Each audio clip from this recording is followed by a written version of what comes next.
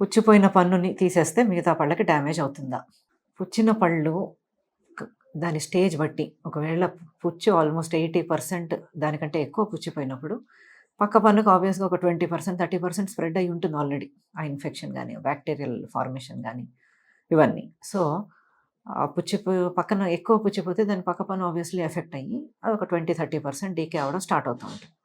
So, early స్టేజెస్‌లో గనక పుచ్చుని identify జేసి, treatment చేసి దాన్ని ఫిల్లింగ్ గానీ, రూట్ కెనాల్ గానీ, క్యాపింగ్ గానీ ఇలాంటివేమైనా చేసినప్పుడు పక్క పన్నుకి స్ప్రెడ్ అయ్యే ఛాన్సెస్ తక్కువుంటది. లేదు మోర్ దాన్ 80%, 90% డ్యామేజ్ అయిపోయిన పన్ను యొక్క పక్క నైబరింగ్ టూత్ ఆబ్వియస్‌గా ఒక 30% డ్యామేజ్ అయ్యుంటుంది. అది నెగ్లెక్ట్ చేస్తే అది మళ్ళీ 80-90% డ్యామేజ్ అయిపోయి, మళ్ళీ దాని పక్కనున్న పన్నుకి స్ప్రెడ్ అవుతూ ఉంటుంది. సో, పుచ్చిపోయిన పన్నుని ఐదర్ ట్రీట్ చేయడం, లేదా ఆ ట్రీట్మెంట్ స్టేజ్ దాటిపోయింది అన్నప్పుడు దాన్ని తీసేయడము, ట్రీట్మెంట్ వేరియేషన్స్ చూసుకోవాలన్నమాట.